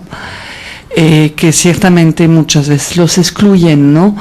Pero qué tanto eso pudiera ser uno de los beneficios, porque tengo la impresión que en algunos casos, aunque la irregularidad de su estancia los excluya un poco de eso, sí hay un aprendizaje de ser ciudadano también en la migración.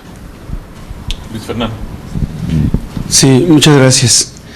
Bueno, yo estoy pensando a propósito de la riqueza que se deriva de una exposición donde se detallan tan claramente las posibilidades que abre un análisis comparativo de costo-beneficio para entender qué tanto le es redituable o sustentable a una sociedad y cómo puede verse ella misma en el espejo de uno de los fenómenos sociales tan importantes como es la migración, que me parece que es un escenario de observación, que es un fenómeno en sí mismo, pero que también por cuestiones de temporalidad poco a poco va haciéndonos ver problemas de carácter social de los que hay que ocuparse y de los que hay que profundizar de manera mucho más amplia. Y en el tema justamente el migrante y su familia, en la parte afectiva, yo creo, y lo he dicho en este seminario en muchas ocasiones, que sigue haciendo falta el enfoque y la aproximación al problema de la salud y de la salud mental particularmente. Es decir, de la salud mental no desde el punto de vista de las clasificaciones o categorizaciones de la exclusión y la locura, sino desde el punto de vista de los mecanismos de un cierto capital psíquico, si se pudiera decir así, o capital cultural manifestado en asuntos conductuales, donde lo afectivo, lo cultural, etcétera, se realizan de maneras muy particulares y muy específicas, y donde también los quiebres son muy visibles.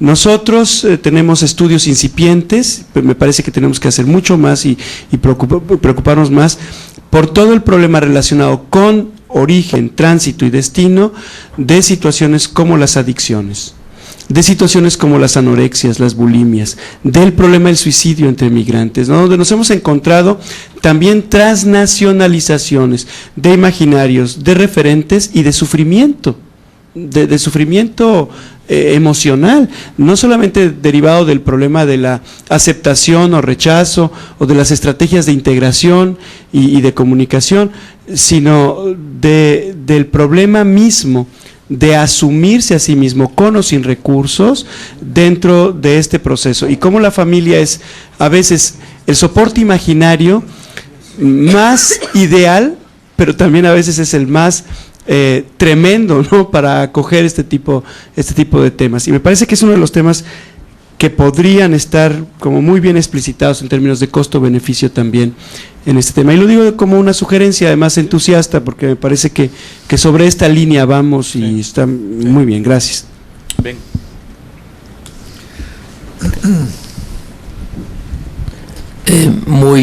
Una pregunta muy sencilla me ocurre la posibilidad de otro tipo de análisis comparativo, por ejemplo, entre las experiencias de los peruanos en Japón y los que van a Europa, o los ecuatorianos que van a Estados Unidos o a España, y no sé si han analizado los datos en esos términos, pero me parece que sería interesante.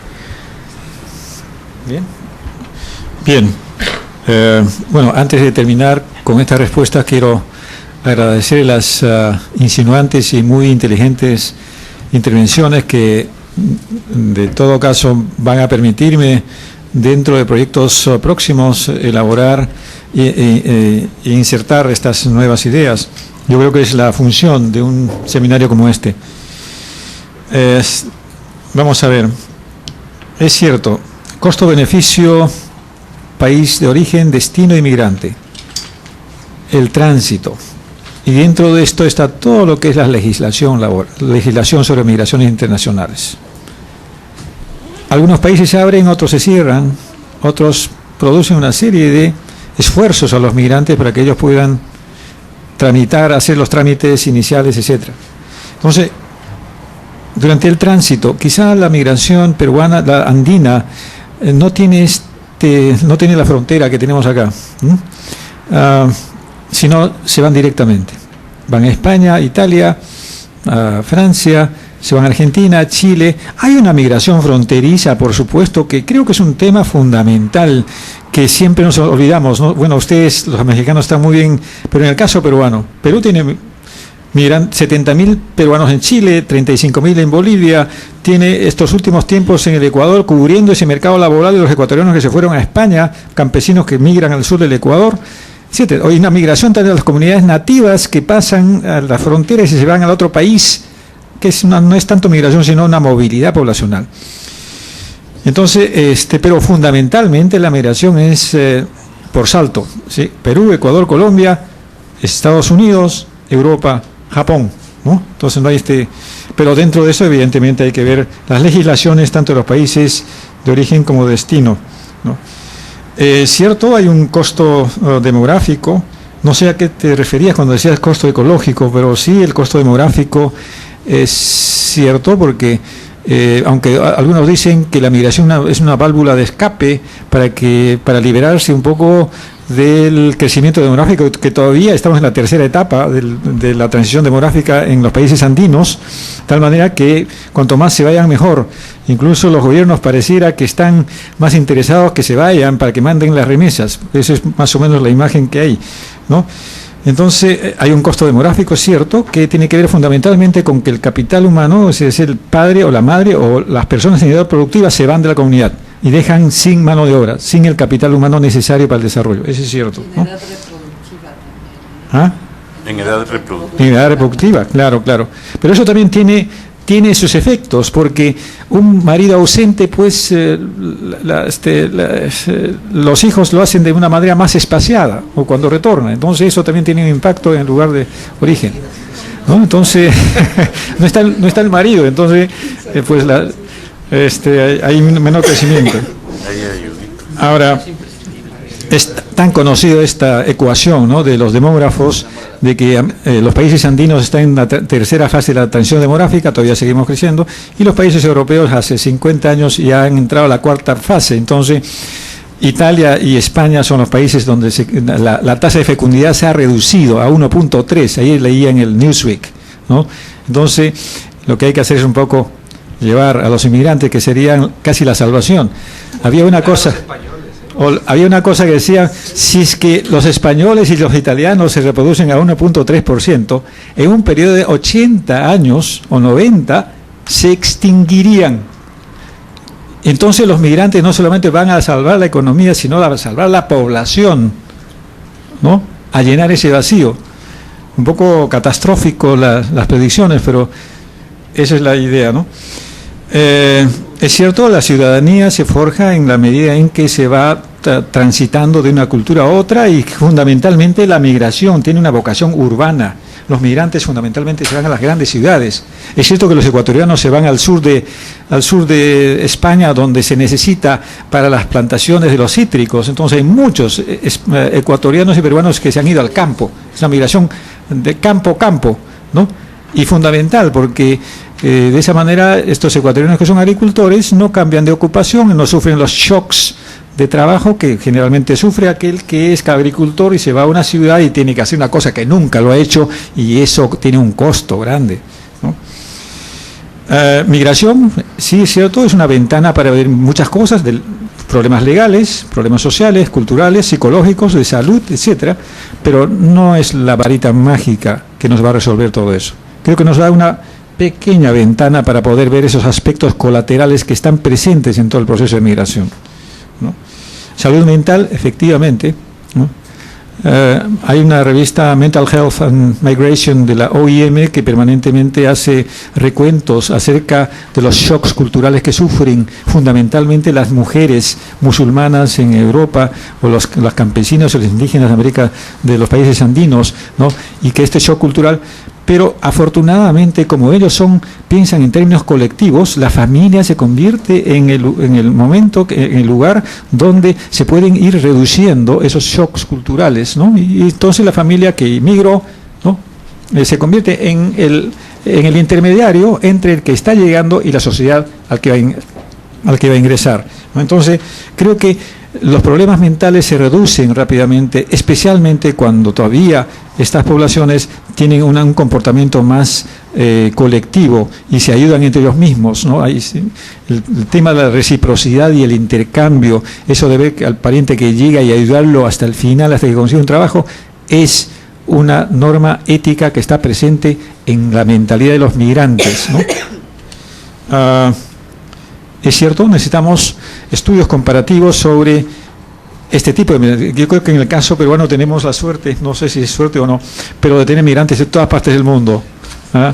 Entonces eso nos permite poder ver cuáles son los tipos de costos y beneficios que se producen en los migrantes dependiendo del país de destino en este caso, ¿no? Porque los costos y beneficios hay que verlo en términos de clase social, no, los costos y beneficios no funcionan de igual manera para todos, ¿no? Entonces, el hecho que tengamos estos migrantes en Japón, yo he publicado un libro sobre peruanos en Europa, Japón y Australia, donde trato de mostrar estas diferencias, ¿no? Y ver que el concepto de costo-beneficio no puede ser una tabula rasa para aplicarlos de manera homogénea a todos. Yo creo que las particularidades de la migración hay que verlos, hay que examinarlos, y creo que ese puede ser la contribución más importante de la antropología, porque en la antropología todavía creemos más en las diferencias y en las particularidades, ¿no? No nos olvidamos de los procesos sociales, ¿no? Pero las diferencias y las particularidades nos dirán si el costo y beneficio es mayor, mediano o no existe, etcétera, que nos permite entonces avanzar realmente para poder quizá traer documentos más sostenidos en términos etnográficos, de narrativas, de historias de vida. El migrante no solamente se puede reducir a una cifra estadística, detrás de eso hay un migrante con muchas esperanzas, con muchas alegrías, frustraciones. Es un migrante que muchas veces llora, que tiene alegrías, etcétera. Entonces, creo que ese mundo que tiene que ver con la cultura y la parte psicosocial es importante destacar, y de esta manera quizá tener argumentos cualitativos que puedan añadirse a los cuantitativos, porque no podemos olvidarnos de esos. Ellos nos dan las cifras de estos procesos y las grandes tendencias que hay en la migración internacional, pero eso es insuficiente, como es tan insuficiente los reportes que nos manda el Banco Interamericano de Desarrollo de las remesas, exagerando, quizá magnificando más el monto y no dando una cuenta de que detrás de esos montos hay personas, hay grupos, hay mujeres que abandonan a sus maridos, o los maridos abandonan, y que cuando regresan la familia está desunida, o la mujer ya tiene, como la mujer recibe muchos dólares, y hay algunos pillos que están ahí dando vuelta para poder acercarse a esa mujer que recibe dólares, o al revés. Bueno. Gracias, Teófilo. Con esta última ronda de intervenciones llegamos a la conclusión de la discusión del seminario. Yo quiero rescatar la importancia de algunos temas que creo que quedaron flotando en el ambiente. Yo creo que esta propuesta de los estudios comparativos no es solo la cuestión de los costos y los beneficios, que son parte de los determinantes de algo que podríamos llamar la selectividad de la migración, es decir, cómo respondernos preguntas de cuáles son los ecuatorianos que van a Europa y cuáles son los que van a Estados Unidos, y eso recupera la importancia de la pregunta o del comentario que hacía Fabián sobre los costos también en términos de los países de tránsito. Es decir, no tiene las mismas implicaciones el migrar de manera directa que el hacerlo por una ruta muy tortuosa, muy dificultosa, llena de riesgos, como es el caso de los ecuatorianos, que ya no viajan a México, sino que viajan a los países centroamericanos, porque las políticas restrictivas de ingreso a México impiden plantearse el viaje de manera regular allí, pero sí lo hacen a los países centroamericanos, a donde pueden llegar, y empieza el largo camino hacia Estados Unidos. Entonces, hay diferencias, hay un proceso de selectividad en la migración que tiene que ver con los contextos de la migración de tránsito, y por lo tanto también tiene implicaciones en términos de lo que sugería Guillermo, es decir, cuál es la información, pero también cuáles son las redes que existen y que pueden apoyar uno u otro proceso, así como también las expectativas de inserción más o menos exitosa en un destino o en otro. Eso creo que habría que tenerlo en cuenta a la hora de los estudios comparativos, o no tanto comparativos, sino estudios de la migración en su complejidad en diferentes destinos.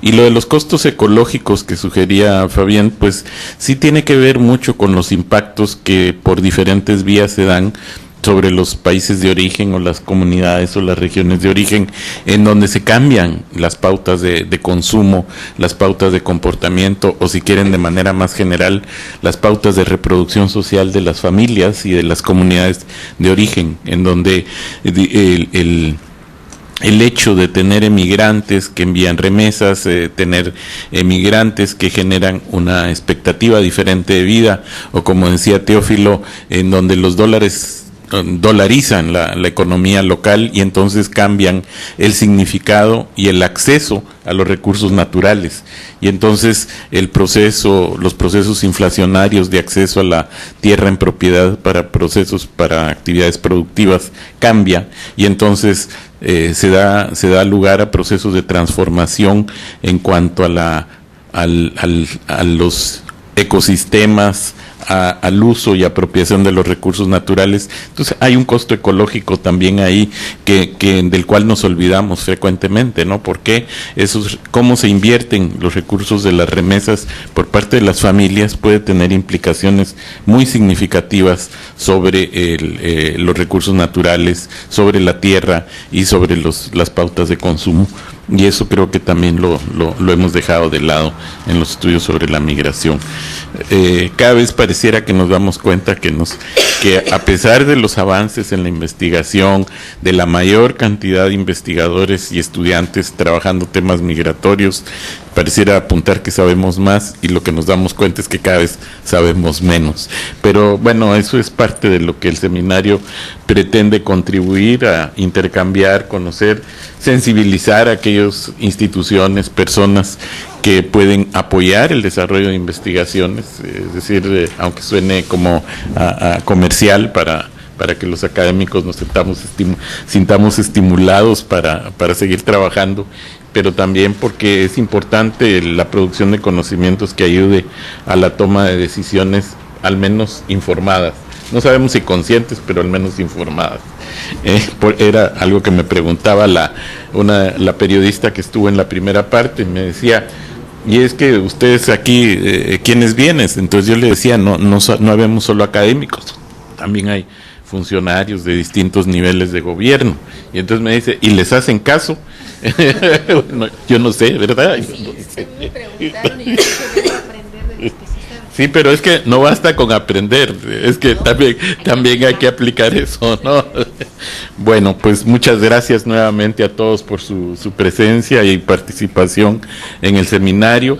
Reitero mis agradecimientos tanto a Teófilo como a Raúl, y particularmente a Teófilo pues por el viaje largo que hizo posible su presencia aquí, y reitero la invitación para las siguientes 2 sesiones que restan del ciclo de este año del seminario. La próxima es el 5 de noviembre y la última será el 3 de diciembre, si la memoria no me falla. Pues muchas gracias.